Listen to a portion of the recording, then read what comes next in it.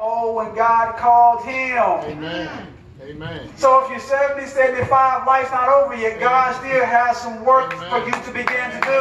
Don't sit at home in your little lazy boy chair and say, well, you know what? I'm old. That's for them young people now. They got the tech, they got the cell phone, they got the computer gadget. No, your life is not over. It's time to learn something new. It's time to get out of your comfort zone. It's time to really experience life. Abraham was 75 years old. Amen. And God said, Abram, I'm not done with you yet. That's right. Amen. And he called him out. God will call you out because God's trying to call you into something. Amen. God always calls you out of something so he can call you into something. Yeah. God always requires you to let go of something so you can embrace something new. Right. See, when you come to God, you got to come to him with an open heart and with open hands, because Amen. God is saying, don't bring me your past because I have a future for you. There you go. You've always got to go to God with an open heart and open mind. Why? Because God is always wanting to pour something inside of you. He always wants to speak something. He's always calling you to begin now to move forward. The Apostle Paul now was hit with a dilemma. Mm-hmm. Paul says he calls to the third heaven. Paul said that there was a messenger of Satan that was sent to buffet him. Yeah. A messenger of Satan to buffet him. To buffet. The word buffet, it means to hit. It means to push. It means to fight. Yes, it means sir. to cause some resistance. To buffet me. To buffet. And Paul said this in the text. He said this in the text. He said, the Lord, he said, Satan buffeted me 3 times. Concerning this, verse 8, it says, concerning these things, I pleaded with the Lord 3 times that it might depart from me. And he said to me, my grace is sufficient for you, for my strength is made perfect in weakness. That's right. He said, my grace is sufficient for you, Paul. For my strength is made perfect in your weakness. But Paul was saying, but God, you understand. Verse 7 says, at least I should be exalted above measure by an abundance of revelation. A thorn in my flesh was given to me, a messenger of Satan to buffet me, lest I be exalted above measure. Paul was saying, okay, now God, this adversary now, I have an adversary, I have a person, he's buffeting me, he's causing me harm. God, would you do something about the devil? He's messing with me. I'm tired of messing with me. Will you do something, God? God, I'm tired. And God said, hold up. God said, submit yourself to God. Resist the devil and he'll flee. That's right. So what was God trying to speak to Paul? He's saying, Paul, listen, don't worry about your enemy. I've already got him contained. Don't worry about your battle, Paul. I already got the battle. You're already going to win. Don't worry about it, Paul. I need you to focus on me, Paul. Paul, I need you to focus on my grace is sufficient for you, Paul. Paul, I need you to focus on my strength, my wisdom, my power, my ability. Get your eyes focused off all the negative stuff going on. Get your focus. I know you're in pain, but get your eyes off the pain for a little while and begin to see Jesus Christ as your healer. I know you're looking at your finances and saying, well, I ain't got a whole lot. I know, but get your eyes on him and say, God, I know that some way, somehow you're going to provide. Yeah, God, I got myself in this mess and I made some bad decisions, God. But you're the God of a second chance. You're the God of a third chance. You're the God of a fourth chance. And God, you're faithful, God, to get me out of this jam. God, I need your wisdom. And watch God begin to pour some wisdom inside of you. And begin to pour some understanding. In other words, his grace will be sufficient for you. That's right. It is God's grace that's sufficient for you. It's not your strength. It's not your ability. It's not your education. I'm glad you're smart. And I'm glad you're educated. But I'm telling you, it is not you. It is Christ Jesus inside of you. He is your hope. He is your strength. He is your strong tower. He is what you need to get you through this life. Go with it, preacher. Go with it, preacher. That's right. Being born in this brown skin, I've been a brown skinned guy from the day I was born. Oh, yeah. Well, I've been marked with this brown skin. Sometimes I say, well, God, you could have gave me some blonde hair, some blue eyes. You know, life would have been a little easier. But he said, no, I needed you to be a brown-skinned person because I needed you to be the brown-skinned man in this earth because I have a divine assignment for you on this earth. And I need you to be an African-American. I need you to be the way you are. I need to give you this personality. I need you to be your size. I need you to have your personality. I gave you all that because you are on a divine assignment in this earth realm. On a mission, preacher. Yes, sir. So you are the way you are, not because you chose it, and not because of who your mom and dad, but because God chose you to be the color you are. So be proud of who you are. Be proud of where you come from, knowing that everything that I have came from God. Everything I have came from God. The hair that I had on my head, the hair that I don't have anymore, it all came from God. Amen. My son and daughter, we were in the mirror this morning. We were talking, having a conversation. My son and my daughter were having a conversation. And I looked at them and I said, you know, God, and they reminded me, we were talking. I said, yeah, God has all the numbers on my head counted. Oh, yeah. And they looked at me real strange. And I said, oh, yeah, he has the ones on my head that I lost too. So he's able to add, he's able to subtract. Yeah. But in other words, God keeps up with everything that goes Yes, on sir. in your life and in my life. That's right. Then my daughter reached back and she says, yeah, Dad, I'm missing some teeth too. God, you know how many teeth I'm missing. And I said, yeah, he counts teeth too. But what are you saying? What are you saying? I'm saying that God is in absolute control. And I'm saying that we have an adversary. Paul mentioned him. He said the enemy, he said a messenger of Satan. A messenger of Satan There you go. came to buffet me. That's right. He came to stop me. He came to try to stop me because now I'm on a mission now. Talk to Now I him, know who Jesus preacher. Christ is. Now I'm on a mission. Now see, when Talk you to begin us. to be on a mission, when Talk to us. purpose is born inside of you, Yeah. there is a tenacity, there is a fire now. Talk Now to you know what you want out of life now. Did a Uh-huh. long time, Yep. did some crazy stuff, Yep. had no direction, no Right. vision, no goal. Talk. Now you finally come to the light and understand, man, I've been all those years Wasted. wasted, man. Wasted years of my Talk to life. us, I can preacher. never get those years back. I wasted money, I wasted time, Talk I to us. wasted all that. Now I finally come to realize that there is purpose born inside of me. Oh, yeah. I have a vision now. Talk And to now us. that I know this thing, what we call life is all about now Talk I'm to on us. my way now. That's I'm right. on my way. Talk to I'm us, on my preacher. way now. And when you're on your way in life, there will always be a messenger of Satan Yes, who comes sir. to try to distract you. Amen. He would Come try on to now. stop you. Say He on. would try to distract you. Oh, I'll never yeah. forget, I was running the other Oh, morning.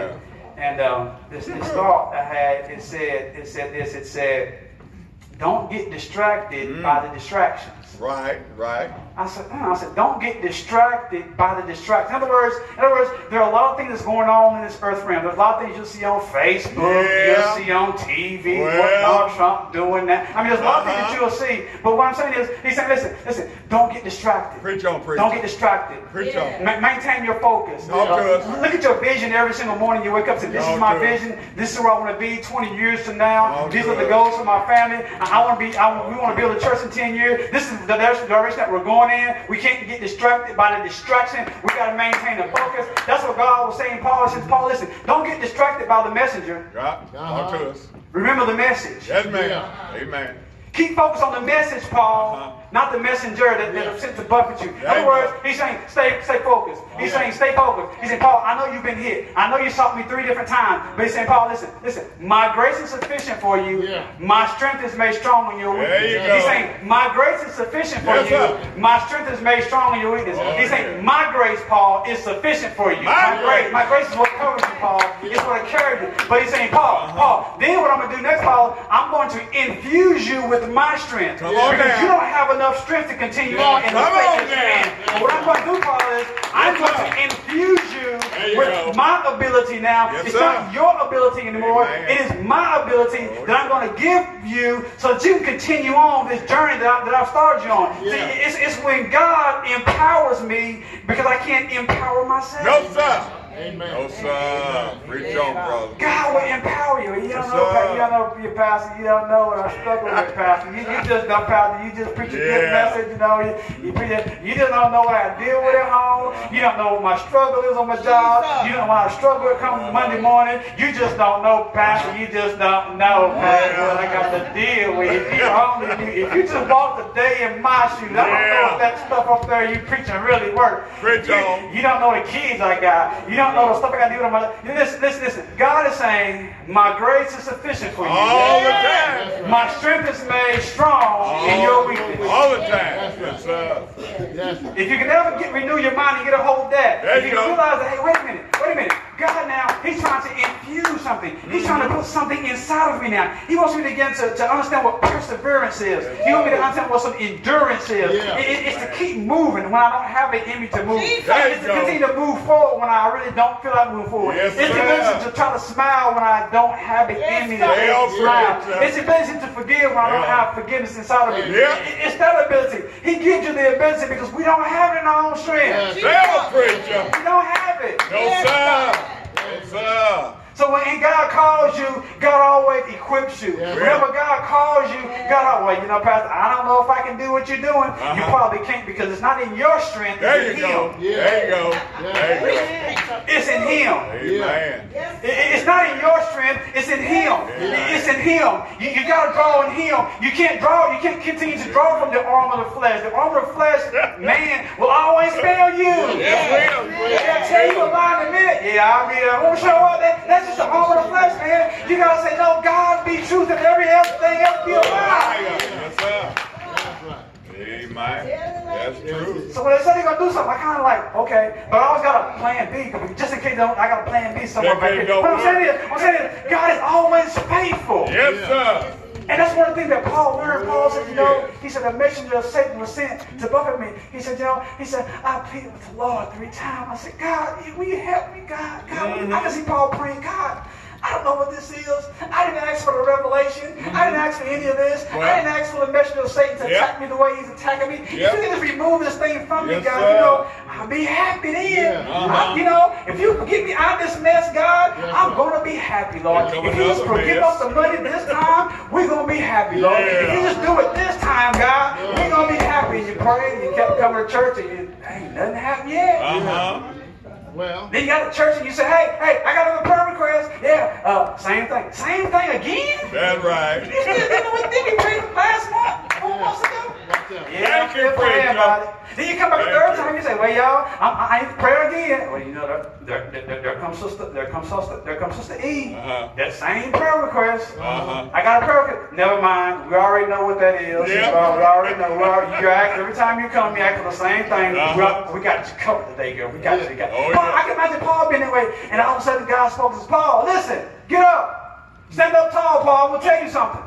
He says, Paul, my grace is sufficient for you. Get off your knees and stop praying, Paul. I'm giving you a word, Paul. It's going to change your life, Paul. My grace is sufficient for you. My strength is made strong in your weakness. After that, guess what? Paul didn't pray anything else about this thorn in the flesh. Paul didn't say anything else about this thorn in the flesh. That's right. He went on with his life. Amen. Amen. That's powerful to me. Yes, sir.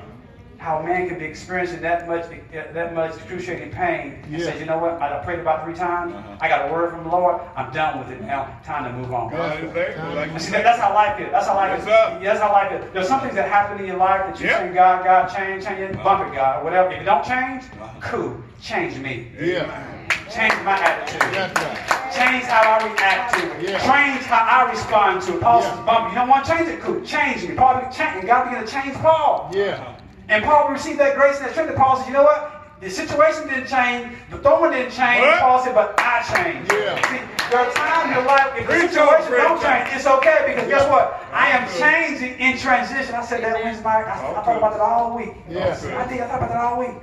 I said sometimes God changes you in transition. In other words, God begins to change you in movement. He changes you in flight. He changes you when you're on your way. You're saying, God, will you please change me? God saying, no, keep moving. No, I can't go no more. You got to change, God. You got to change me first. Preach on. He says, no, you keep moving. It sounds just as foolish as me saying, if you telling me, Pastor, my car is on E. I need some gas money. The red light is on. And I tell you, go get in your car and keep driving. Pastor, you don't understand. My car is on E, and I'm going to be sitting on the side of the road, and I'll say, no, you don't understand. Get in your car and keep driving. Watch out. Yes, sir. Now, if God tell you to get in your car and keep driving on E, you just get in your little car and you drive on E. I don't understand all this supernatural, spiritual stuff that happens. I'm just trying to obey His word. If He say go, crank the car up, it's on E. I'm driving anyway. I'm driving. If I run the gas, guess whose fault it is? It's His fault because He told me to go.